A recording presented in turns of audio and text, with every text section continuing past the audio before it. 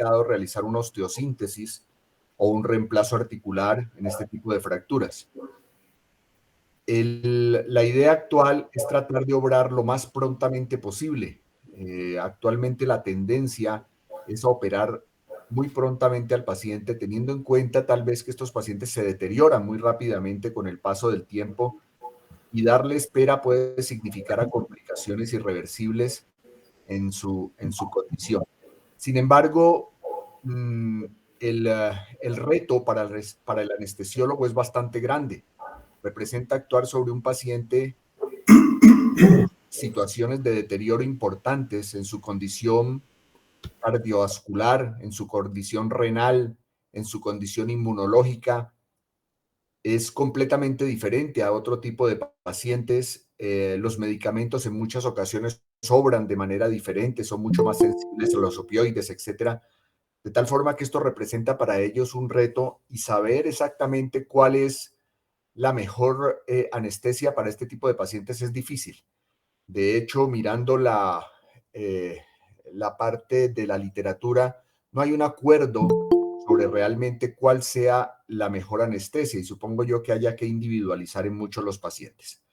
Para ello, tenemos invitado el día de hoy al doctor Cristian David Trujillo, quien es uno de los médicos que hace parte del equipo de anestesiología del Hospital Susana López de Valencia. Estarán también el resto de colegas anestesiólogos, profesores de la universidad, anestesiólogos que trabajan en el Hospital San José, en el Susana López.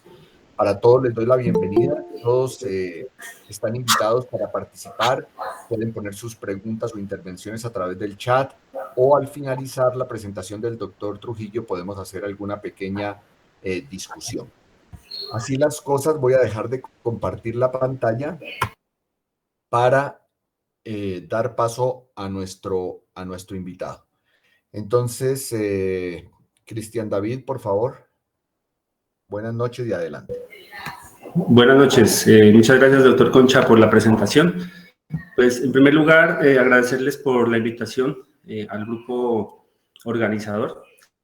Recordemos, pues, que este es un tema bastante importante y, sobre todo, en nuestro medio, que en el Hospital Susana López de Valencia tenemos sus pacientes a diario, y hemos visto con preocupación que en muchos de los casos no se logra realizar lo que las guías de práctica clínica mundial nos dicen, que es operar a los pacientes en las primeras 24, 48 horas o máximo 72 horas en aquellos pacientes que tengan alguna comorbilidad que requiera algún tipo de manejo puntual. Y es por eso que me solicitaron hablar de este tema. Revisando la literatura, pues podemos observar que existen múltiples guías de práctica clínica que tienen estas recomendaciones. Sin embargo, aprovechando que recientemente se hizo un estudio a nivel local que lo realizaron mis compañeros de residencia. Yo no participé en el estudio, valga la aclaración, pero solicité pues la autorización al autor principal, en este caso al doctor Nelson Sotelo, para poder presentar alguna parte de ese estudio, sobre todo los resultados, y comparar pues así cuál es el panorama local en comparación pues con el panorama nacional. Entonces voy a dar paso a la presentación. Tengo algún problema aquí, un inconveniente con el internet. Si de pronto se me corta en algún momento, por favor me informan por el WhatsApp.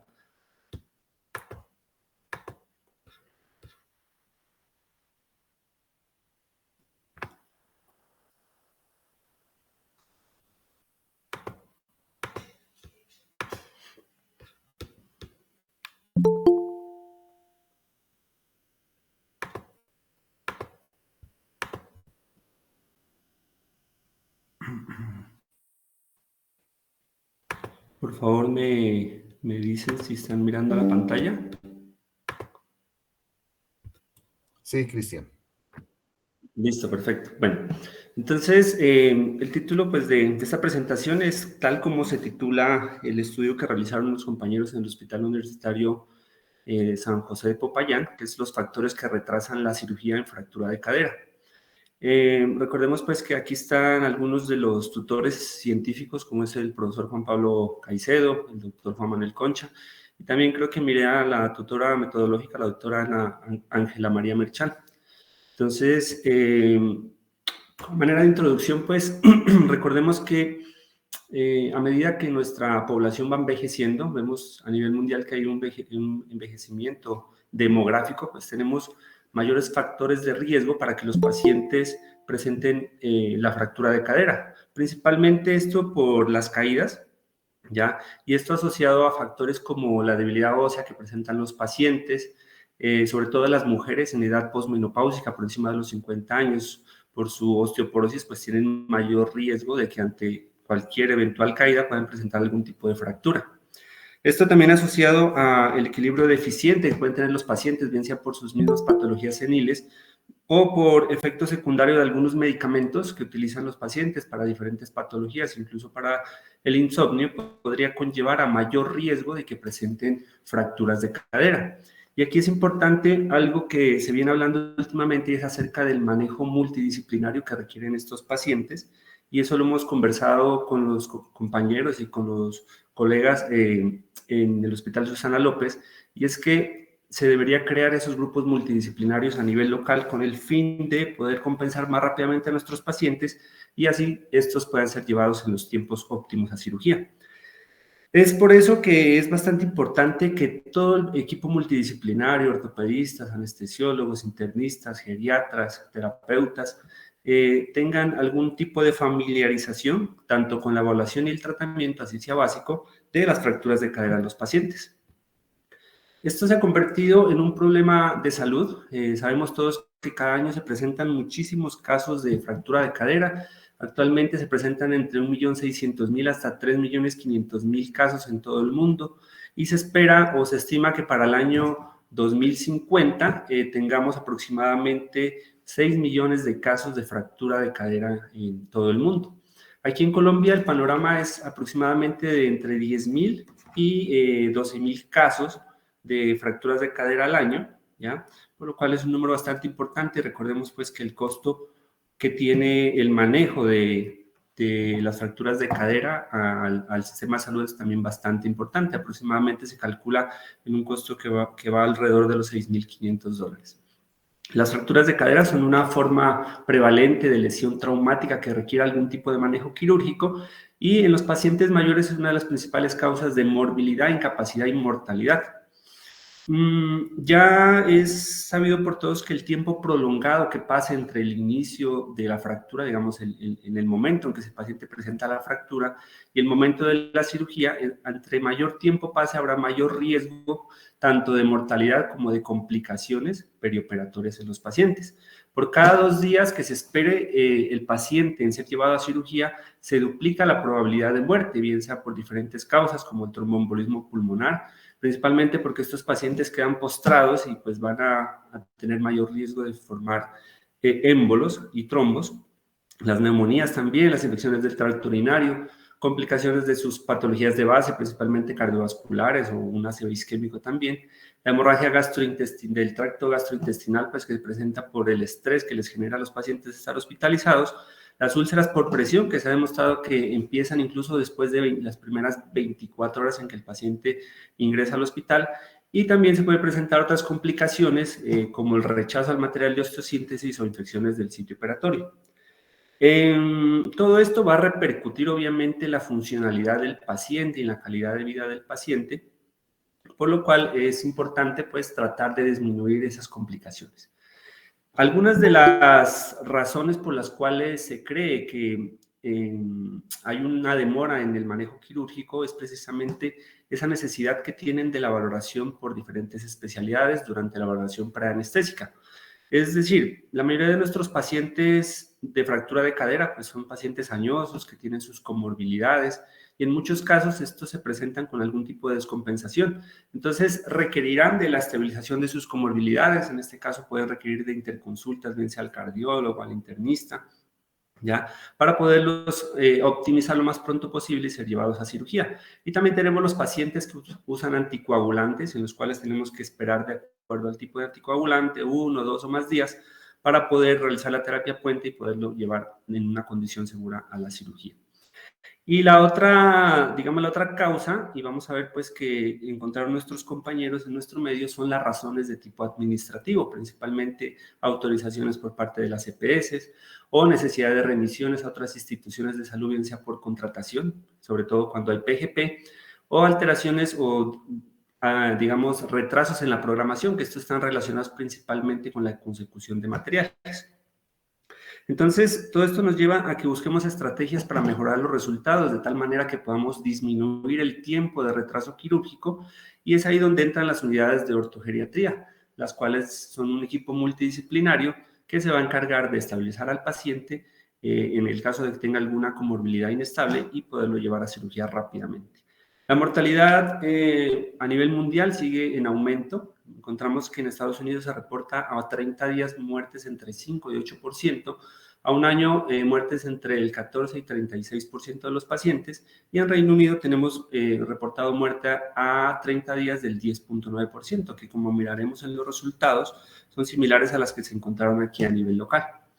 Los costos económicos, habíamos hablado un poco anteriormente, aproximadamente $6,500 por paciente, y la hospitalización promedio es de 10 días, pues a nivel mundial, pero veremos que en nuestras instituciones incluso puede ser el triple de este tiempo. La fractura de cadera en nuestros ancianos, ¿qué genera? Genera pérdida de la productividad, pérdida de su independencia y también efectos sobre la calidad de la vida, que se ha encontrado que aproximadamente el 50% de aquellos pacientes con fractura de cadera que sobreviven van a requerir algún tipo de cambio de residencia. ¿Por qué? Sabemos que en nuestro medio, sobre todo en el área rural, hay a veces dificultades para el ingreso de los pacientes a sus hogares, y esto puede conllevar pues a que necesiten bien sea cambio hacia la ciudad, o en el caso de que tengan escaleras en su casa, pues cambiarse de habitación, etc. A un año, ¿qué se ha encontrado? Que solamente, ¿me escuchan? Creo que se me salió la presentación. ¿Sí me están escuchando? Sí, te estamos escuchando. Sí. Salió. Qué pena, no sé qué pasó. Bueno. A un año, de los sobrevivientes, únicamente el 41% de estos pacientes van a recuperar una marcha similar a la que tenían antes de la fractura, lo cual pues es bastante interesante. Dentro de los factores de riesgo para mortalidad y peor desenlace están factores biodemográficos, el sexo, habíamos hablado previamente que las mujeres se fracturan entre 2 a 3 veces más que los hombres, y esto principalmente pues en las edades posmenopáusicas.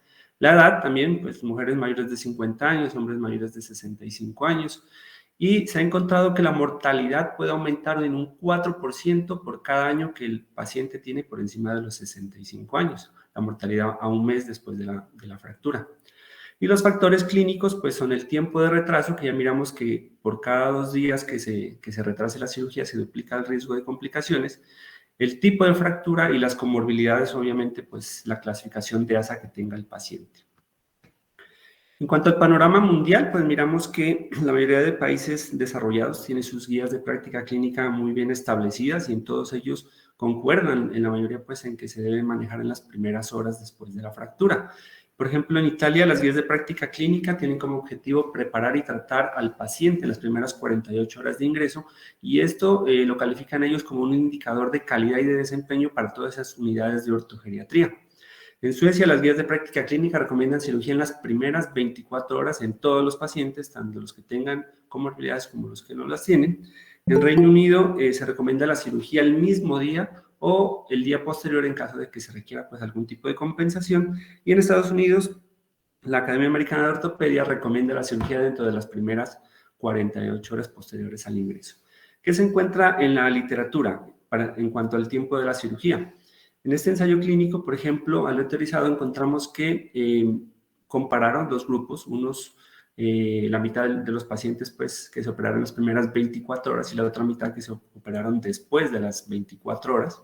Más o menos fueron 3,000 pacientes, como podemos ver, y en los resultados encontraron que en aquellos pacientes que se operaron rápidamente, pues hubo menor escala de dolor para el manejo postoperatorio y, por supuesto, también menor estancia hospitalaria. En este otro ensayo clínico aleatorizado también, de más o menos 3,000 pacientes, no se encontró reducción de mortalidad ni de complicaciones mayores cuando se operaron los pacientes en las primeras 6 horas versus los que se operaron después de las primeras 6 horas, o sea que tenían una atención estándar como tal. En este metaanálisis de 5 ensayos clínicos aleatorizados encontramos pues, que ellos valoraron la mortalidad y en este caso la mortalidad fue menor en aquellos pacientes que fueron llevados a cirugía temprana, decían ellos cirugía temprana cuando era en las primeras 72 horas, versus cirugía tardía después de las 72 horas, en el cual pues hubo una mayor mortalidad para los pacientes. Y en este otro estudio retrospectivo de aproximadamente 8.380 pacientes, la mortalidad, en cuanto a mortalidad, no hubo diferencia cuando superaron en las primeras 24 a 48 horas en comparación de cuando superaron después de las 96 horas. Entonces, digamos que entre las discusiones de algunos de estos estudios, lo que hablaban ellos era que muy seguramente los datos daban así, pues unos que sí mejoraban, otros que no mejoraban mortalidad, debido pues a que no todos los pacientes son iguales y que en algunos casos los pacientes pudieron haber tenido o no comorbilidades y eso pudo haber variado en cuanto a los resultados. En cuanto al retraso quirúrgico, ¿qué dicen las guías? Las guías del tratamiento de las fracturas de cadera del 2020 de la Asociación de Anestesia de Reino Unido nos dice que las personas con fractura de cadera deberían ser llevadas a cirugía dentro de las primeras 48 horas pues, siguientes al momento de la cirugía. Ellos solamente aceptan que haya 7 razones que vayan a justificar el retraso como tal de la cirugía. Entonces tenemos una anemia severa, una hemoglobina por debajo de 8, pues tendríamos que compensar al paciente para posteriormente ser llevado a cirugía, ya que todos sabemos que estas cirugías pueden sangrar incluso más de 300 ml, incluso más todavía, y pueden requerir pues transfusiones de emergencia. Para evitar esto, pues mejor compensar al paciente. Los trastornos electrolíticos, la hipernatremia o la hiponatremia severa, también la hipercalemia o la hipocalemia severa, pues por el riesgo de arritmias cardíacas en los pacientes, la diabetes no controlada, principalmente por el riesgo de infección del sitio operatorio, la falla cardíaca, principalmente del ventrículo izquierdo, bien sea agudizada o bien sea de novo, las arritmias cardíacas con frecuencia cardíaca no controlada, frecuencia ventricular no controlada, por encima de 120 por minuto, los estados de sepsis y también la coagulopatía reversible, pues en los pacientes que utilizan anticoagulantes y que van a requerir de una terapia puente previo a la cirugía. En cuanto al manejo anestésico, bien lo decía el doctor Concha en la introducción, en el momento pues no hay, digamos, una técnica que diga que es mejor sobre la otra en cuanto a mortalidad. Sin embargo, pues siempre va a haber una técnica preferida por parte de anestesiología, que es la técnica neuroaxial. Entonces, digamos que en cuanto al manejo anestésico, aquí hay un punto importante y es la valoración paranestésica, la cual debe ser obligatoria e idealmente el mismo día que el paciente ingresa al hospital. ¿Con qué fin? Pues con el fin de que podamos observar si el paciente requiere algún tipo de optimización de sus condiciones basales y de esta manera pues no tener retrasos por la necesidad de valoración por diferentes especialidades o lo que nos ocurre pues en nuestro medio, que en fin de semana no hay cardiólogo o que no podemos tomar un ecocardiograma. Entonces eso va dilatando las cosas y si lo podemos valorar rápidamente, muy seguramente alcanzamos a compensar más pronto a nuestros pacientes. Dentro de las complicaciones más importantes que se presentan en anestesia está la hipotensión y aquí es importante esta complicación porque esta tiene, digamos, un aumento significativo en cuanto a la mortalidad postoperatoria entre 5 y 30 días. Habíamos dicho que no hay ninguna superioridad entre una técnica y otra, sin embargo, podemos ver que la anestesia neuroaxial, digamos, es la de elección y asimismo se observó en el estudio que se hizo acá en la ciudad de Popayán. Y la anestesia general se deja únicamente para aquellos pacientes escogidos, por ejemplo, pacientes que rechacen rotundamente la anestesia neuroaxial, pacientes que no son cooperadores y que con la sedación no sea suficiente para el manejo, o pacientes con estenosis aórtica severa que la vasodilatación generada por la técnica neuroaxial podría causar una complicación más grave. Los objetivos del manejo anestésico como tal. La preparación preoperatoria nos permite pues, planear qué tipo de manejo, tanto anestésico como analgésico, vamos a dar a los pacientes. Nos permite pedir y participar en esas juntas multidisciplinarias para poder compensar las patologías de los pacientes. Y también nos permite realizar un bloqueo analgésico. Ojalá pues esto lo pudiéramos también llevar a cabo en nuestras instituciones, como se hace en algunas instituciones del país, que es un bloqueo analgésico para el paciente e inmediatamente ingresa a la institución. Esto, pues, como miraron más adelante, tiene unos impactos importantes, sobre todo en la disminución del delirio y en las estancias hospitalarias como tal. Otro objetivo va a ser la movilización temprana. Para eso, pues, es importante el adecuado manejo del dolor para que el paciente pueda movilizarse incluso el mismo día de la cirugía o al día siguiente, a más tardar. Y prevenir u optimizar también lo que es el dolor agudo postoperatorio, el delirio, la hipotensión, la anemia y también el riesgo que existe de un dolor crónico. Otro objetivo es la reactivación y rehabilitación, reanudar las actividades de la vida diaria lo más pronto posible, que él pueda regresar a su lugar de residencia. Y pues todo esto anterior podría verse afectado si no tenemos un adecuado manejo del dolor o si tenemos complicaciones de la vía aérea como la neumonía en el caso pues de que requiera anestesia general. En cuanto a la analgesia, el dolor pues es digamos, dice la literatura pues que es algo inhumano tener un paciente con dolor y más sabiendo que en nuestro medio los pacientes no son operados rápidamente, entonces tener 2, 3 días o más un paciente con dolor pues no se justifica, por lo cual es importante tratarlo adecuadamente de tal manera que evitemos complicaciones como el delirio en que hemos hablado previamente, que puede repercutir en esas estancias hospitalarias más prolongadas. También el dolor va a perjudicar la recuperación, no va a permitirle la movilización adecuada del paciente, tiene mayor riesgo de presentar dolor crónico y pues dificultad para el manejo del mismo, y es aquí donde entra el bloqueo de nervios periféricos, que bien lo podríamos hacer como dosis única, o lo podríamos también colocar con un catéter en el caso pues que tengamos el apoyo de medicina del dolor para el seguimiento del mismo. Todo esto nos permite, por un lado, disminuir el dolor del paciente, evitar pues, las complicaciones, disminuir la necesidad de sedación, en muchos casos requieren sedación y con posibles complicaciones respiratorias, y por supuesto disminuir la necesidad de opioides, que como todos sabemos a nivel mundial existe ahorita un problema de salud pública en cuanto al consumo inadecuado de estos medicamentos. Bueno, ahora sí, hablando del estudio, el estudio que se realizó aquí en la ciudad de Popayán, que se titula Factores que retrasan la cirugía en fractura de cadera y sus desenlaces, fue un estudio realizado entre el año 2019 y 2021, un estudio de corte prospectiva realizado en el Hospital Universitario San José de Popayán.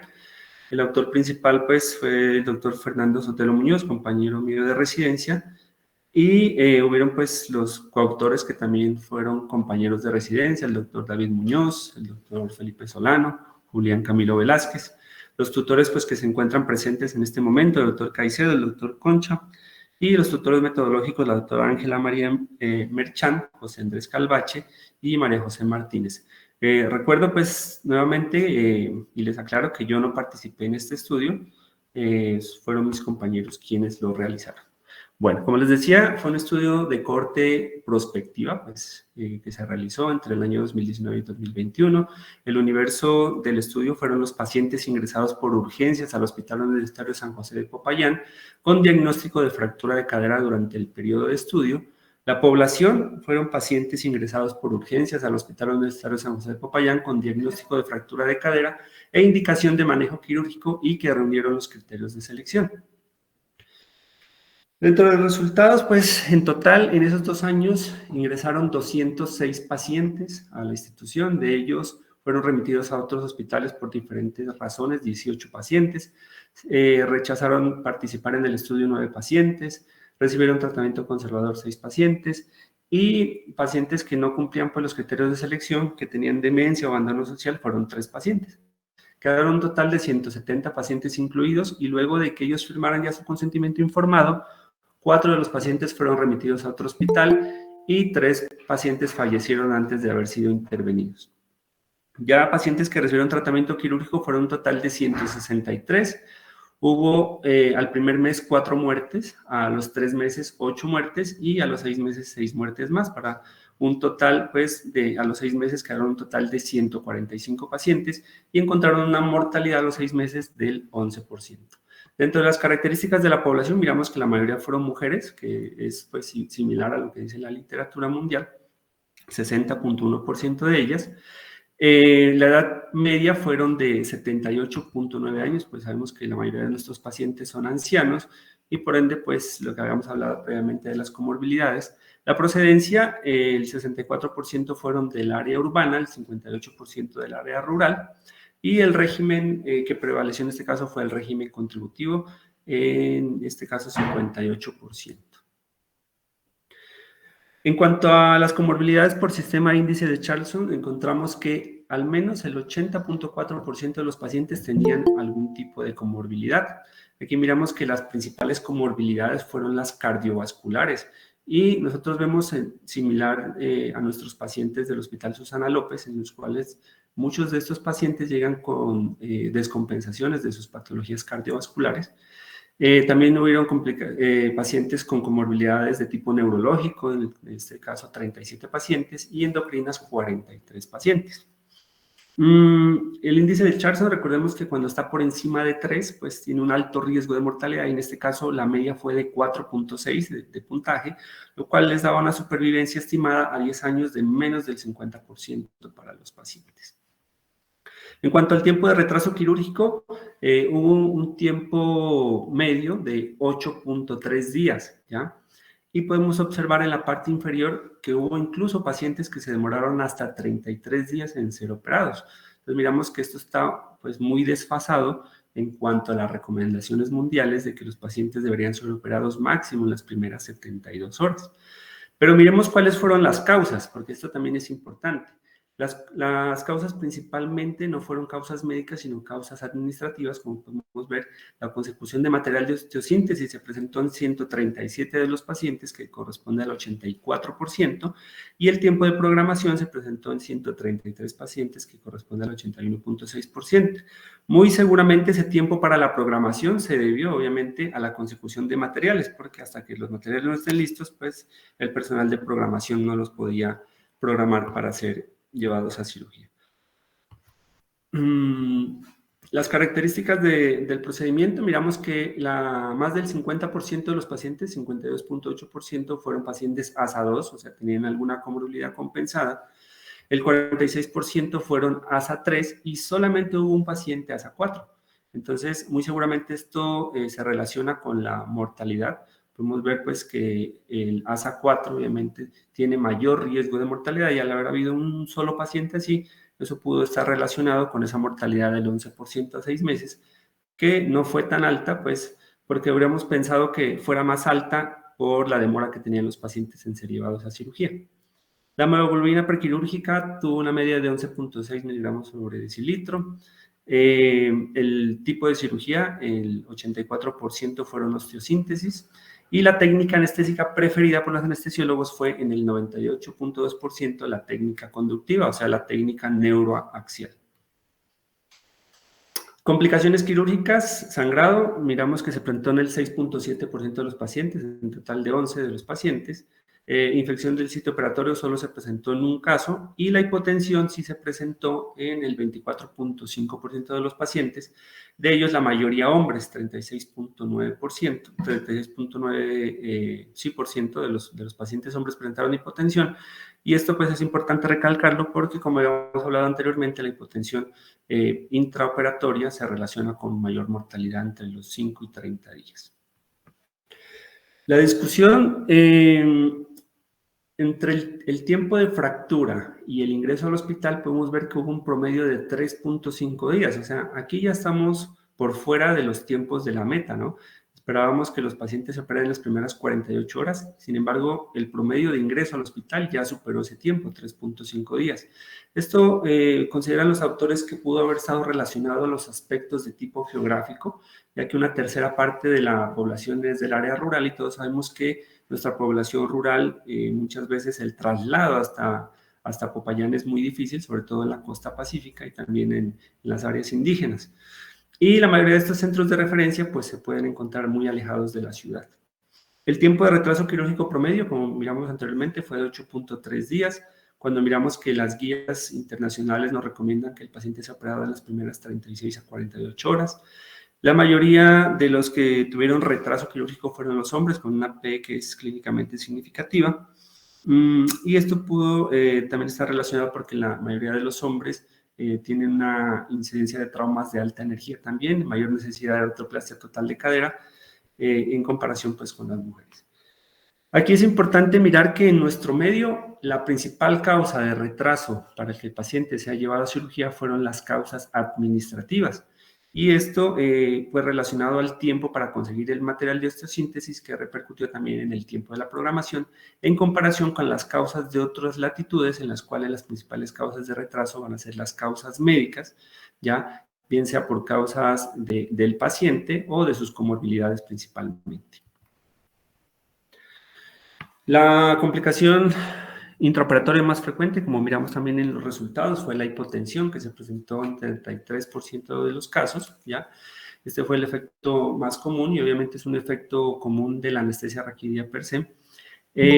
Obviamente esto se presenta de una manera más pronunciada en los adultos mayores debido a su parte fisiológica, ya que su sistema simpático se ve alterado debido a la menor actividad que pueden tener sus vasoreceptores.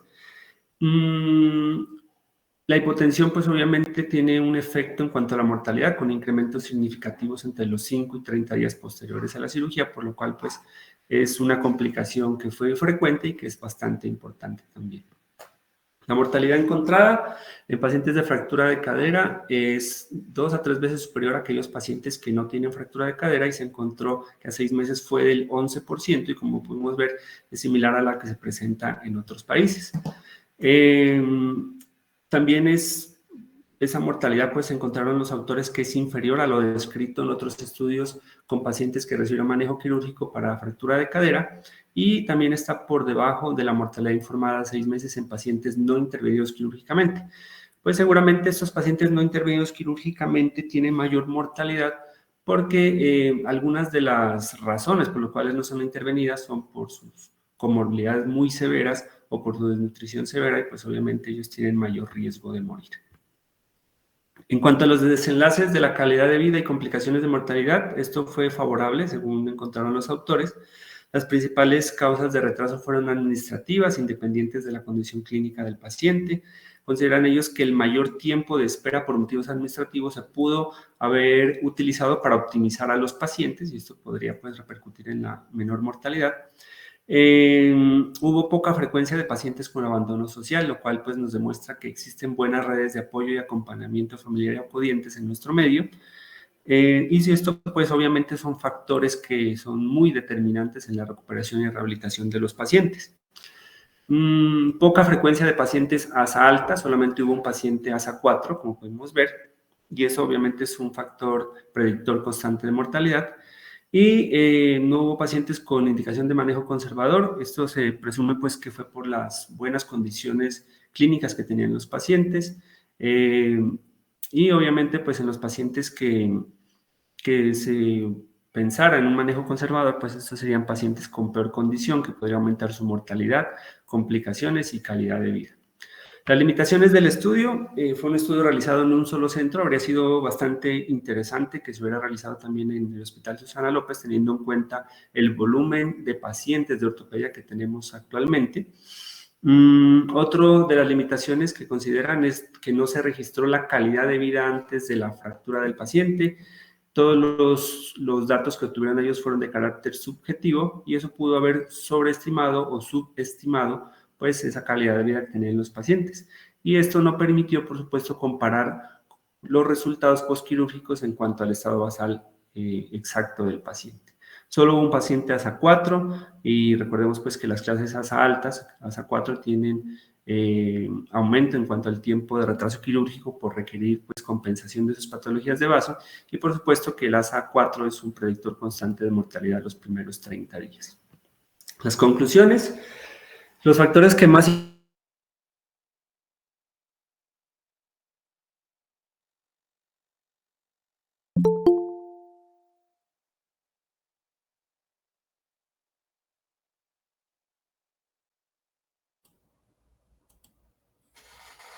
Cristian, no te estamos escuchando, creo que perdimos el audio.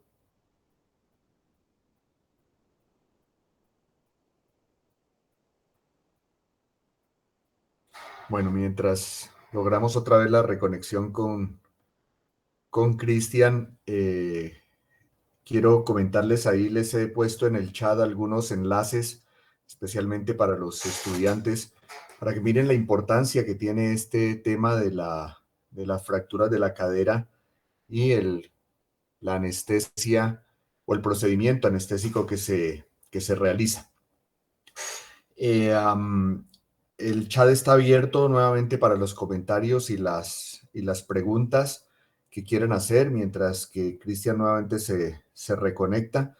Yo quisiera saber si alguno de los anestesiólogos del Hospital Susana López quiere intervenir mientras tanto. O alguno de los anestesiólogos presentes quiere hacer algún comentario.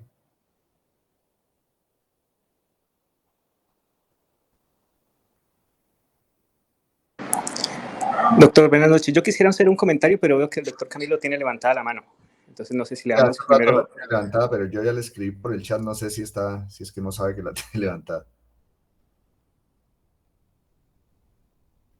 Qué pena, profe. Martina levantó la mano. Ok, adelante, Edison. Yo quiero darle las gracias a Cristian por aceptar la invitación para hablar de este tema que es tan importante para nosotros. Comentarles que este es un tema del que deberíamos hablar continuamente porque por alguna extraña razón, a pesar de que no sabemos la teoría, seguimos aún incurriendo en demoras que si bien están relacionados con la parte administrativa, incluso hasta con valoraciones tempranas y con la mejor voluntad, hemos seguido presentando demoras por N o Y circunstancias. Quiero comentarles que con el advenimiento y la masificación de la anestesia regional, hemos podido mejorar la calidad de vida de muchos de nuestros pacientes y mejorar el desenlace en el postquirúrgico e incluso en el perioperatorio. Sin embargo, a pesar de que coloquemos un bloqueo en el prequirúrgico, el mejor control del dolor se obtiene con la osteosíntesis y la analgesia multimodal se ve incrementada o se ve potenciada en la medida que podemos llevar tempranamente a cirugía a estos pacientes. Yo quisiera que este espacio se convirtiera en la ventana para multiplicar como este conocimiento y me hubiese gustado que varios de los administrativos estuvieran conectados, que algunos compañeros internistas estuvieran también conectados, teniendo en cuenta que nuestro objetivo es involucrar a todo un equipo en el manejo de estos pacientes que, como hemos visto, se están incrementando y no solamente por el hecho de que tenemos población cada vez más anciana, sino población cada vez más comórbida. Entonces, muchas gracias, Cristian, por tu presentación. Gracias, Edison. Antes de continuar, no sé, Cristian, ya te reconecté. ¿Ahí me escuchan nuevamente? Sí, perfectamente, Cristian. Si quieres, entonces, y luego continuamos. Me quedan 2 diapositivas y terminamos, ¿vale? Sí, señor. Sí, señor. Adelante.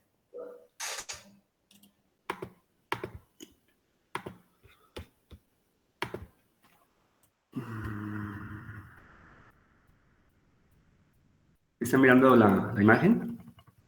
No todavía. ¿No? A ver, vamos a ver qué pasó.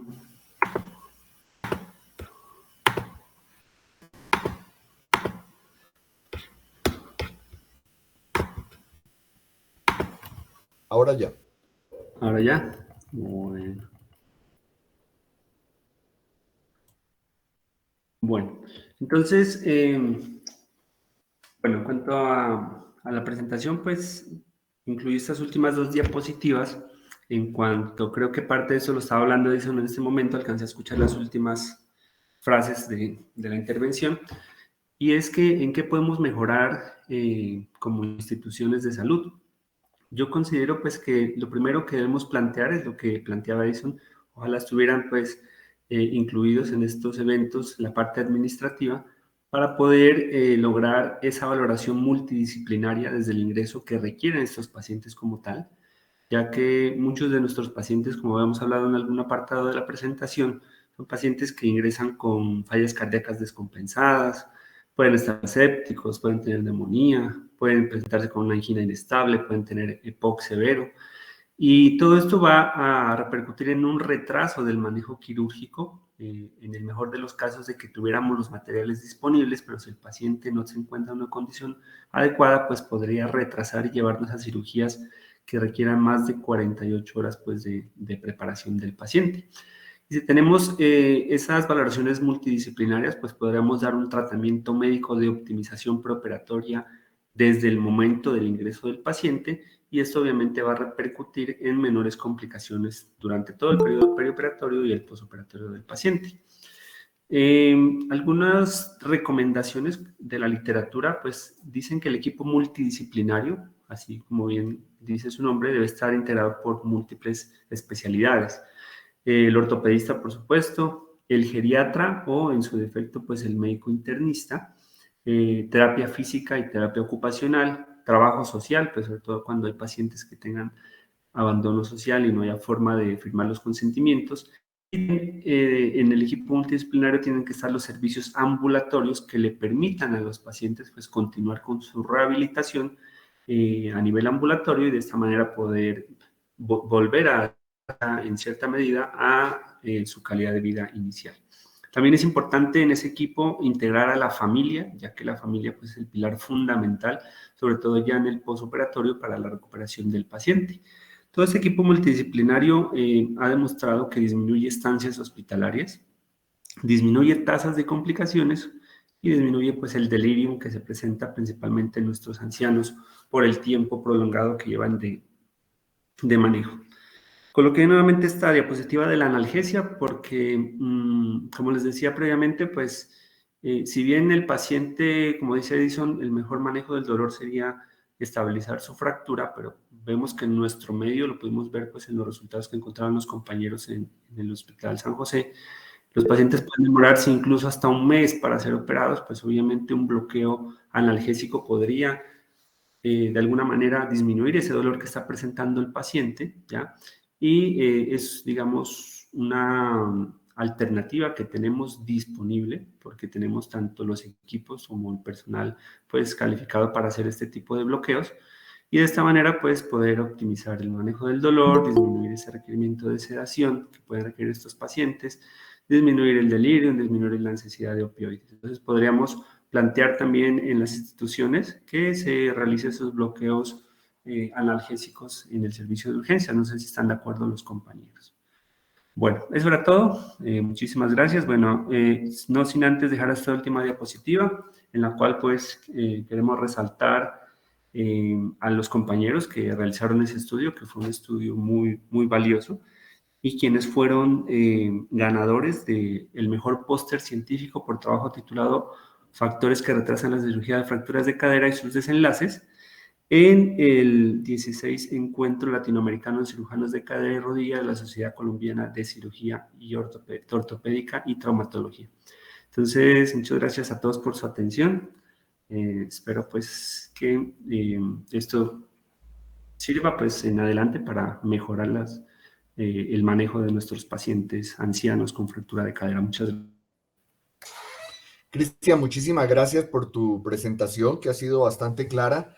Antes de darle la palabra a la doctora Paola Hernández, que tiene la mano levantada para intervenir, quiero resaltar tal vez un par de puntos que has mencionado en tu presentación y en el trabajo que has traído a colación. El primer punto, por supuesto, es que no tiene lógica y no es motivo de orgullo, por supuesto, decir que nuestros pacientes se operan a los 8 días de ingreso. Eso no tiene absolutamente ninguna presentación. Actualmente, en las unidades de ortogeriatría, la fractura de cadera es tratada prácticamente como si bien no es una emergencia, es una urgencia. Y ya como lo mencionaste en la exposición previamente a la presentación del trabajo, los mejores resultados en cuanto a disminución de complicaciones y mejores desenlaces se obtienen con intervenciones tempranas de las fracturas. Y está vigente que el mejor momento en el que está el paciente es en el momento en que llega, salvo determinadas circunstancias. Pero lo que usualmente vemos es que nuestros pacientes llegan y se hospitalizan y se empiezan a deteriorar progresivamente con el paso del tiempo, mientras muchas veces hacemos exámenes que, no sé, podrían a veces hasta estar en duda sobre su indicación. Yo tengo por ahí un par de preguntas para Cristian, pero antes quisiera darle la palabra a la doctora Paola, que tenía la mano levantada. Adelante, Paola. Hola, sí, muy buenas noches a todos.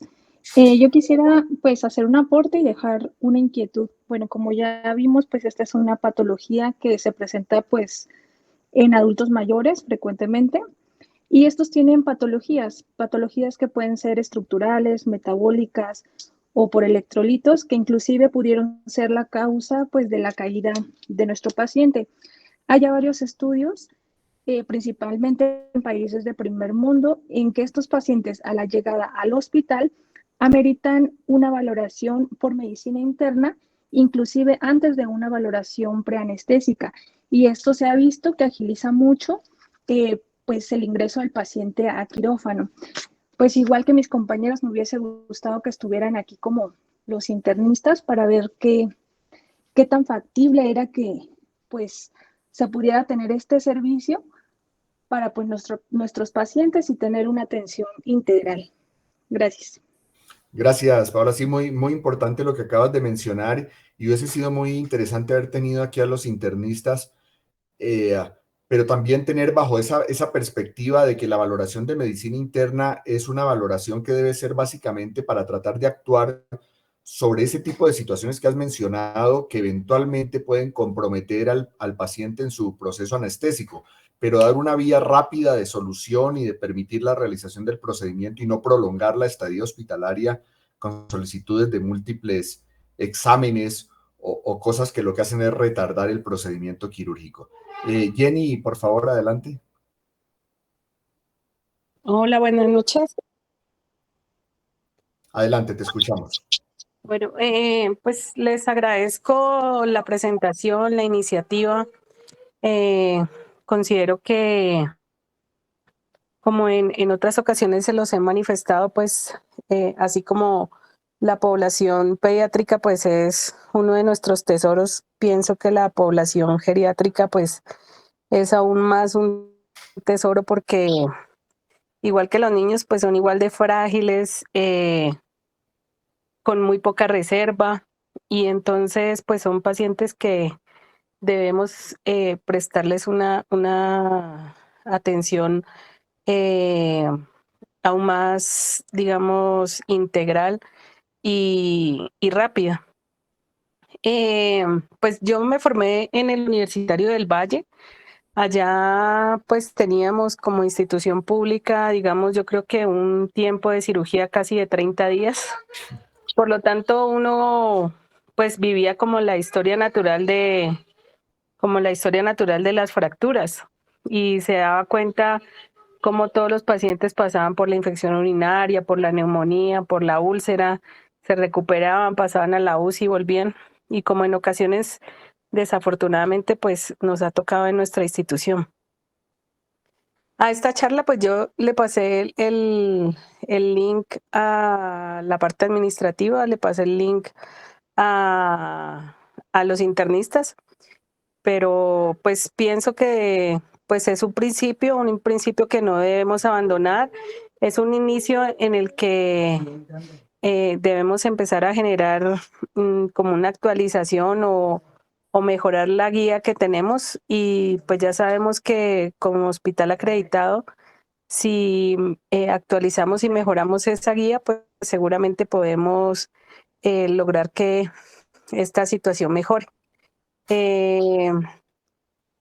Se han logrado, pues se han dado pasos importantes, no para todos los pacientes, pero sí para la mayoría con respecto pues a la disponibilidad del material, sobre todo para los que son osteosíntesis.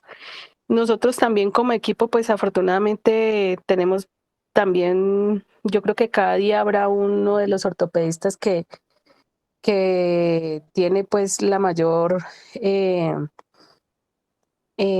capacidad para realizar estos procedimientos. Entonces, pienso que es cuestión como de empezar a sentar en el papel todas estas inquietudes, empezar a trabajar cada uno de esos puntos y lo más pronto posible pues tener una guía que exija al hospital empezar a tratar a estos pacientes de la mejor manera.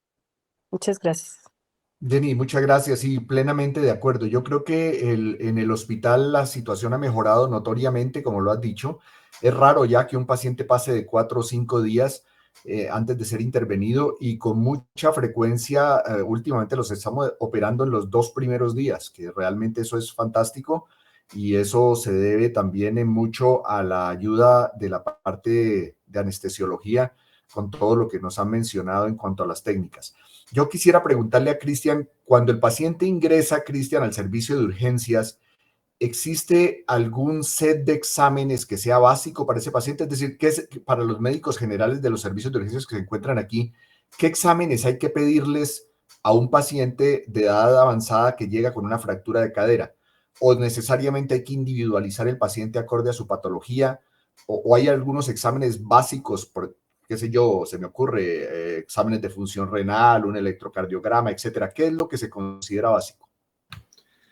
Bueno, es que sí habría que individualizar a los pacientes, pero por supuesto que hay unos exámenes básicos que nos permiten a nosotros como acercarnos hacia cuál es la condición que tiene el paciente en ese momento. Entonces, tenemos pacientes por sus antecedentes en el ingreso, con enfermedades cardiovasculares o renales, pues obviamente vamos a tener que dirigir nuestros paraclínicos hacia su patología. Yo considero que es importante, un hemograma, ¿por qué? Porque nosotros podemos mirar la hemoglobina, cuál es la hemoglobina que tiene el paciente, mirar qué unidades de sangre requiere reservar, mirar si el paciente está con una anemia severa que requiere compensarse. Creo que la función renal también es importante y creo que es un examen pues, que tampoco es costoso y nos permite pues, a nosotros también poder plantear qué tipo de analgesia le vamos a dar al paciente. El electrocardiograma creo que en pacientes mayores de 65 años pues debería ir siempre. Nos permite encontrar patologías de novo, pues que en caso de que haya algún tipo de sintomatología cardiovascular ya nos lleve hacia un posible diagnóstico y ya a la decisión si requiere o no un ecocardiograma, que obviamente, como siempre lo hemos dicho, no es un motivo de retraso de la cirugía, pero pues nos podría, si lo tenemos a mano, nos podría pues ayudar también en el manejo del paciente. Y la radiografía de tórax, pues para mirar cómo se encuentran sus pulmones, sobre todo si el paciente tiene hipoxia y sospecha de enfermedad respiratoria o de una neumonía. Entonces creería que eso sería lo básico. Ya el resto es individualizar al paciente de acuerdo a las patologías que tenga y de esta manera pues no tampoco sobrecargar de paraclínicos a los pacientes que en muchos casos podrían ser innecesarios. Perfecto. Siguiente punto tiene que ver con la profilaxis tromboembólica, Cristian. ¿Cómo sugieres el manejo de la profilaxis tromboembólica, que es importante, sobre todo, en qué momento se suspende antes de la cirugía y cuándo reiniciamos en el postquirúrgico? Bueno, la tromboprofilaxis que dicen las guías de práctica clínica, que si el paciente no se opera el primer día de la cirugía, al día siguiente se debe iniciar ya la tromboprofilaxis. ¿Por qué? Por el riesgo que existe de que se presenten trombosis venosas y obviamente el tromboembolismo pulmonar subsecuente. Entonces, si el paciente va a ser operado el mismo día, pues no le iniciamos obviamente. Si no se opera el mismo día y al día siguiente tampoco será operado, pues ya se debe iniciar la tromboprofilaxis. En cuanto a cuándo reiniciarla, pues se recomienda en cirugías mayores reiniciarla en las primeras 12 horas del postoperatorio, ¿ya? Con el fin pues de evitar obviamente las complicaciones secundarias al mismo. Creo que ¿había alguna pregunta adicional? No, esa era, ¿cierto? Es esa. ¿Y hay alguna preferencia en cuanto a la vía de administración? Actualmente ya tenemos muchos anticoagulantes de utilización oral de última generación, etcétera. ¿Tienen cabida o sigue siendo la enoxaparina y estos elementos los más utilizados o los más indicados? Bueno, inicialmente como tromboprofilaxis, los anticoagulantes orales y los anticoagulantes directos, pues no tendrían cabida en este caso, porque pues en el caso de que lo requiramos suspender, algunos de ellos requieren hasta 2 o 3 días de suspensión, entonces no sería factible pues que un paciente que se requiere operar rápido, ahora porque iniciamos el anticoagulante oral, tengamos que esperar 2, 3 o más días para poderlo operar. Entonces, de acuerdo al tipo de paciente, pues principalmente se utiliza la enoxaparina, pues que es fácil de manejar y fácil de suspender también para poder ser llevado al paciente a cirugía en un tiempo determinado. Perfecto. Anestesia neuroaxial, decías que es la preferencia. Además de esto, el bloqueo como tal, que lo vivimos a diario que en nuestra práctica, que lo consideramos muy útil, en el paciente de edad avanzada en cadera, un bloqueo no tanto el de dolor prequirúrgico, sino posquirúrgico, ¿está indicado o no hay no hay mucha indicación en ello? Sí, precisamente el equipo de anestesia del grupo de ortopedia, pues nosotros propendemos en manejar el dolor de manera multimodal y uno de nuestros pilares fundamentales es el bloqueo analgésico postoperatorio. Entonces, creo que el 100% de nuestros pacientes que son sometidos a cirugía de cadera llevan su técnica neuroaxial, que la tenemos de preferencia también, lleva su bloqueo tanto femoral como femorocutáneo, sobre todo por el abordaje lateral que tienen para estos pacientes, y de esta manera poder manejar mejor el dolor en el postoperatorio. Entonces, sí, la respuesta es sí, siempre les ponemos su bloqueo. Creo que las contraindicaciones serían muy bajas. Hasta el momento, pues no me he encontrado con gente que tenga alguna contraindicación en bloqueo. Perfecto. Paciente llega a la sala de hospitalización. ¿Cuál es? Ya viene con su bloqueo, está tranquilo, etcétera. ¿Hay alguna recomendación con respecto a la analgesia? Hay que tener en cuenta que estos pacientes son muy sensibles a los opioides, podemos tener descompensaciones, etcétera. ¿Cuál sería la recomendación de analgesia ya en la sala de hospitalización, Cristian? Ya en el postoperatorio, pues yo creo que siempre ahí hay un punto que es para mejorar también, y es que algunos de nuestros médicos generales, no del grupo, sino pues como tal del hospital, tienen como ¿cómo lo digo? O sea, ellos tienen la concepción de que como el paciente tiene bloqueo, no requiere analgesia, y eso es algo que hay que cambiar, ya lo hemos hablado muchas veces. Siempre lo coloco yo principalmente en las recomendaciones del postoperatorio que se debe iniciar la analgesia multimodal y se debe iniciar por horario, pues inmediatamente después de la cirugía, con el fin pues de que el paciente cuando se le termine el bloqueo, que puede durar entre 12, 18, 24 horas, pues no esté con dolor y sea más difícil de manejar. En el hospital pues contamos con la fortuna de que está el equipo de analgesia, el equipo de los algesiólogos. Entonces, yo creería que es importante que todos estos pacientes tengan una valoración por algesiología, porque depende del paciente, depende de las comorbilidades, depende de su estado basal, qué tipo de analgesia podemos utilizar. Podría ser que un paciente tenga riesgo de falla renal y no van ahí los AINES. Puede ser un paciente que tiene mucho riesgo de presentar una falla respiratoria y no irían los opioides. Entonces, creo que ahí sí es importante apoyarnos con el equipo de algesiología. Excelente, Cristian. Tenemos aquí en el grupo o en la reunión del día de hoy a profesores en distintas áreas. Está la doctora Ángela María Merchán. No sé si Ángela quiere agregar algo. Ella es la autora principal del trabajo que presentó Cristian, de tal manera que Ángela, nos encantaría escuchar alguna opinión tuya.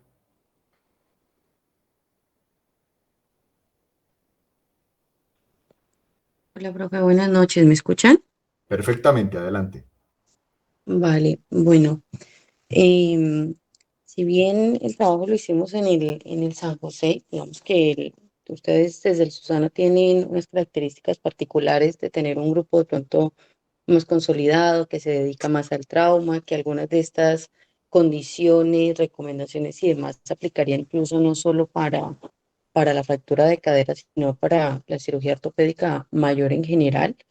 Mm, respecto a las condiciones, más allá del ámbito administrativo, lo que te decía, si bien no es presentable decir que hayamos tenido 8 días de retraso, la verdad es que llama mucho la atención los resultados respecto a calidad de vida y a la mortalidad que son comparables con los que se encuentran en Europa, ¿sí?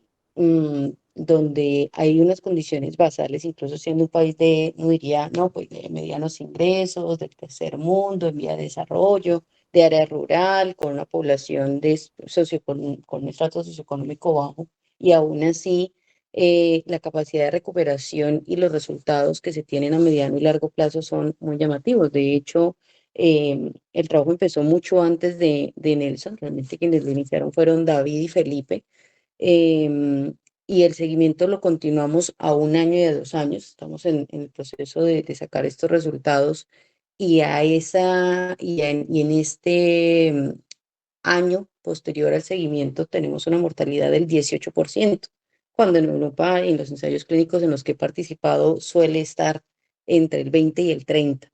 Entonces, de verdad es que los resultados son en medio de todo buenos. ¿Que se pueden mejorar? Sí.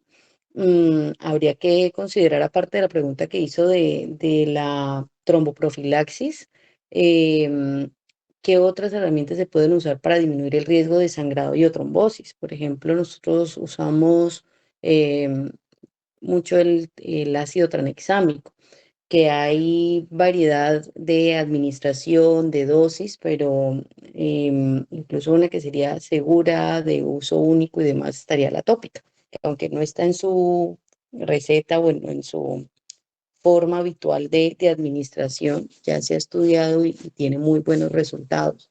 Respecto al paciente que tiene medicación, la suspensión no se hace 1 o 2 días, normalmente el tiempo de seguridad es de 5 a 7, pero también hicimos un ensayo clínico donde si se utilizan pruebas de funcionalidad plaquetaria, justamente porque un paciente de edad avanzada puede estar con una dosis subóptima o porque igual por la edad el proceso de absorción de los medicamentos es inferior, porque lo metaboliza diferente, en fin, entonces puede que aunque esté antiagregado crónicamente, em, no, su dosis o la respuesta de su organismo sea distinta. Entonces, si se incluyera el análisis de la funcionalidad plaquetaria, se podría llevar a este paciente de forma segura en esas primeras 48 a 72 horas, que en general las guías son claras en decir que en las primeras 48. Ya el estudio de este GIDAP sí que lo dice, ya tan acelerado como 6 horas realmente no tiene un beneficio mayor, pero es una puerta, o ya tener resultados locales son importantes para implementar acciones de mejora que incluyan no solo lo administrativo, sino también lo médico, y que pueda ser para su grupo una línea de investigación y de continuidad para evaluar los resultados de estos cambios que puedan implementar. Excelente, Ángela. Yo creo que sí, lo que estás diciendo es importante, que es como el resultado del trabajo prácticamente en qué nos puede ayudar, y bien lo has mencionado. Yo quisiera preguntarte, porque bien lo has dicho, no esperaríamos encontrar que les vaya bien a los pacientes a pesar de la demora en la cirugía. Y Jenny ahora lo decía, que en el Universitario del Valle se hacían al mes y toda esta cosa. ¿Crees que existe algún factor que deba ser investigado que haga que nuestros pacientes se mueran menos que los pacientes de los países desarrollados, paradójicamente? Sí, esto tiene que ver con las condiciones basales de los pacientes. Uno, que la mayoría son de una asa baja, principalmente asa 2, em, que su índice de Charlson, si bien es alrededor de 4,5, y esto puede darles un 50% de mortalidad al año, son independientes, no están institucionalizados, no tienen un déficit cognitivo, y eso lo hace justamente que tengamos una población de predominio indígena, ¿sí? Donde el abuelito de 80, de 90 años igual está en su casa, vive solo, hace sus labores del campo. Entonces, justamente todo ese proceso de resiliencia que podría parecer adverso en nuestro entorno favorece la recuperación de los pacientes. Y es claro decir que menos del 40% de los pacientes llegan a recuperar su estado basal. Por el contrario, del 20 al 60 terminan en una condición peor o terminan estando institucionalizados o dependientes. Pero todo esto depende es de esa condición basal, de que sus comorbilidades están controladas, de que son em, funcionales previo al trauma, y que por sus mismas condiciones saben que deben recuperarse para volver a ese estado de independencia. Que no, a ver, que son hipótesis y que es lo que analizamos, pero sí que habría que ver más de fondo este tipo de interpretación. Pues es una conclusión muy buena, ¿no? Y muy llamativa realmente, porque incluso muchos estudios de la literatura muestran que los pacientes que logran o que mejor sobrevida tienen y mejores desenlaces tienen son aquellos que tienen un mejor entorno familiar.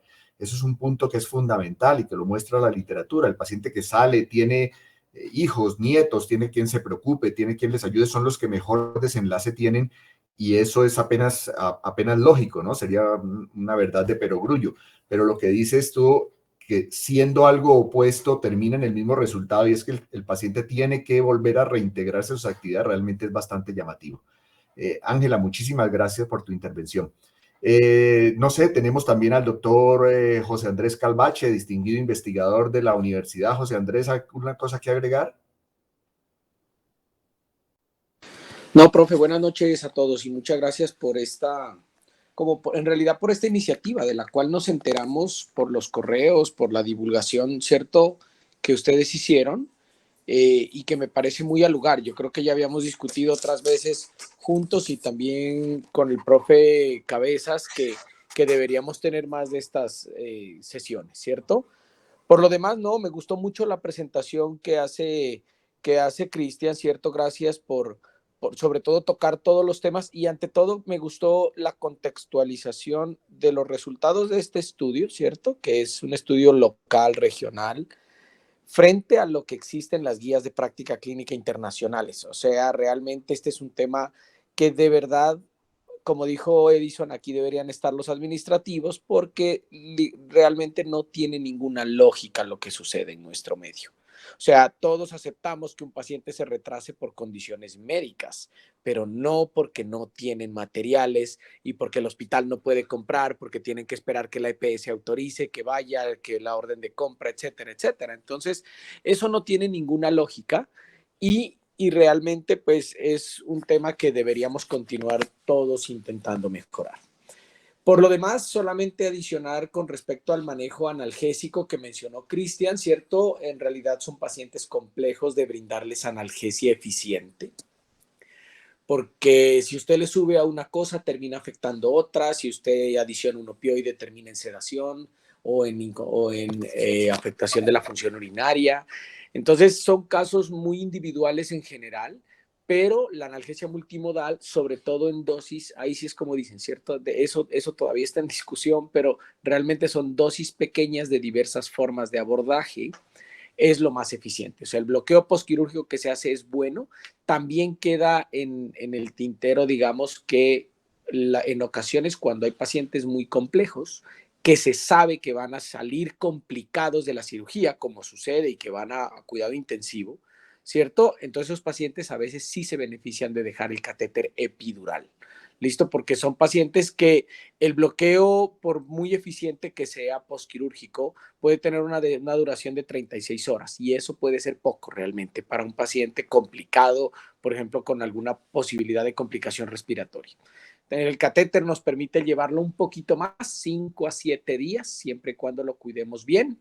Entonces nos da como esa flexibilidad también. Pero creo que igual es una situación que hay que individualizar a nivel de cada paciente, ¿cierto? No, por lo demás, muchísimas gracias por la organización ante todo. Gracias, José Andrés, por el aporte y sobre todo por la presencia en el hospital con ese equipo de algesiólogos que nos ayudan notoriamente para el manejo y por supuesto que siempre esperamos tus aportes en cuanto al tema de investigación. Yo creo que tu ayuda va a ser enorme para muchas cosas que podemos hacer ahí en el hospital. ¿Alguna otra intervención? El doctor Juan Pablo Caicedo, alguno de los otros anestesiólogos. Doctor Caicedo, buenas noches. ¿Algún comentario?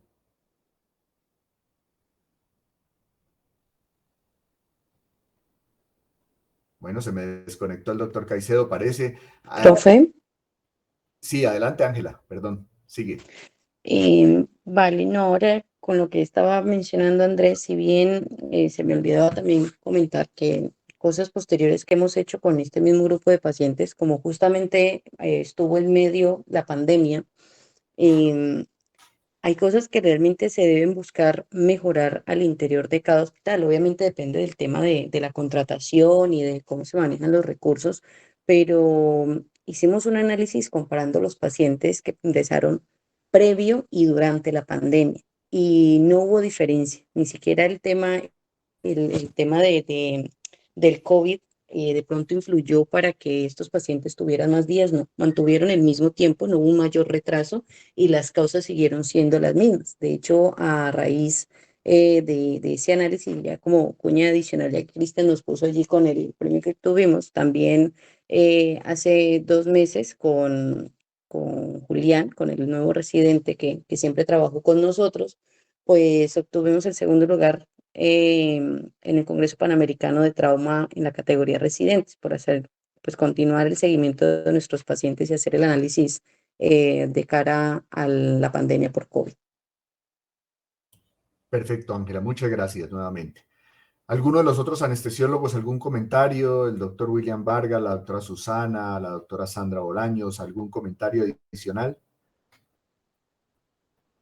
Julio. ¿Nada más? ¿Alguno de los médicos generales, de los estudiantes que quiera hacer alguna pregunta, alguna anotación? Son bienvenidas. Pues yo quisiera tener un comentario. Adelante, Susana, por favor. De felicitación y de pues una iniciativa excelente, porque cuando nosotros ejercíamos hace algunos años, pues veíamos con mucho horror que no medíamos nada. Y ahora ver que ustedes están logrando medir cómo estamos, pues ya es un inicio excelente. Felicitaciones. Muchas gracias, Susana. Los médicos generales, los estudiantes, ¿algún comentario antes de dar cierre? Perfecto. Entonces quiero agradecerles en nombre del grupo de ortopedia Somos, del grupo de anestesiología del Hospital Susana López, de los profesores de la universidad, a todos ustedes por haber estado con nosotros. Le agradezco enormemente al doctor Cristian por su presentación, a todas las personas que intervinieron y estaremos informando nuevamente sobre nuestra siguiente reunión académica y el tema a tratar. Muchísimas gracias y que tengan muy buena noche todos. Hasta pronto. Muchas gracias a todos. Feliz noche.